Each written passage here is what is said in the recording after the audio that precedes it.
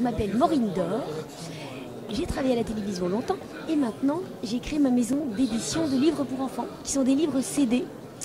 Alors, ça veut dire quoi? Ça veut dire que pour les 3-7 ans, je propose des livres avec chaque fois sur le CD, il y a l'histoire que je raconte, une chanson originale créée autour de l'histoire, sa version karaoké pour que les enfants puissent chanter, les paroles sont à la fin, et enfin un jeu de mémoire ou d'apprentissage de la lecture, parce que je raconte l'histoire et j'enlève des mots. Alors ceux qui ont 3, 4, 5, eh ben, ils peuvent dire les mots qui manquent parce qu'ils ont une très bonne mémoire, et ceux qui ont 6, 7 ans, ils peuvent dire les mots qui manquent parce qu'ils commencent à lire. Et voilà, c'est ça qui est le plus important, c'est que les enfants soient fiers d'eux. Celui-là par exemple, c'est l'histoire du plus gros des dinosaures, le T-Rex, le plus méchant, qui un jour est mis en duel par le plus petit des dinosaures, le Compsognathus, qui était grand comme un enfant, qui avait le poids de son cartable. Et ça, c'est vrai. Hein. Et il va le défier. Et évidemment, qui va gagner?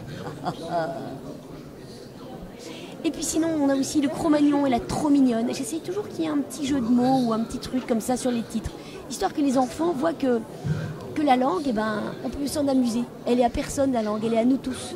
Tant qu'on est compris, c'est le plus important. Dingo Dino, ça n'existe pas, mais on comprend ce que je veux dire. En avant la musique Rémi, par exemple, ben ça c'est Rémi comme les notes de musique, et en même temps c'est un prénom. Ça c'est un peu une initiation aux instruments de musique. C'est l'histoire de Rémi, le petit violon, qui aime pas se lever. C'est maman guitare qui lui dit faut te réveiller. Il aime pas se laver. Il aime pas manger. Grand-mère contrebasse lui dit Rémi, il faut que tu manges pour devenir un bel alto. Et je veux pas. Il en a marre de suivre la baguette du chef d'orchestre. Il veut faire la musique qu'il aime. Mais c'est interdit, dit la clarinette. Faut suivre la baguette du chef. Et du coup, grand-père contrebasse le chasse. Va dans ta chambre, Rémi. Et ainsi, avec trompinette, picolino et tambourin, ils vont aller faire la musique qu'ils aiment. Bon, je vous raconte pas tout, hein, parce que sinon il y aura plus de suspense. Alors en fait, j'ai créé ma maison d'édition il y a 3 ans et demi. Et pour écrire un livre, il faut le temps de l'imagination. Après, il faut trouver l'illustrateur qui va l'illustrer comme il faut. Par exemple, pour celui-là, dans la tête de Monsieur Caboche, eh ben, j'ai demandé à un illustrateur qui devait trouver, parce que c'est toute une expression autour du mot tête. C'est l'histoire d'un homme qui avait la tête si lourde qu'un jour il la déposa sur un banc. Et quand il revint, eh ben, il ne la retrouva pas. Quelqu'un lui avait pris la tête. Vous voyez, et puis c'est tout autour des expressions. Pourtant, il avait la tête des bons jours ce jour-là. Alors que parfois, on peut avoir sa tête des mauvais jours. Mais alors du coup, on a une trop bonne vieille tête. Et puis si on mange trop quand on a une tête, on a vite la grosse tête. Et ainsi de suite. Toujours pour rigoler autour de la tête. Autour de la langue française aussi. Alors j'ai voulu créer ma maison d'édition et raconter des livres pour les enfants parce que j'ai moi-même 2 fils et que je leur ai lu énormément d'histoires quand ils étaient petits. Et puis comme je suis très orgueilleuse, je me suis dit que moi aussi j'étais capable d'écrire un livre.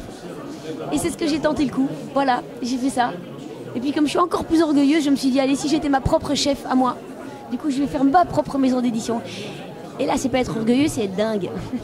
Je suis folle. Et je l'ai fait. Voilà.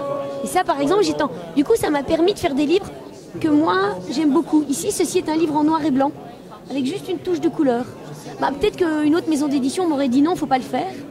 Et moi je me suis laissé l'opportunité de le faire et d'être fière de ce livre que je trouve très beau, très original. Voilà.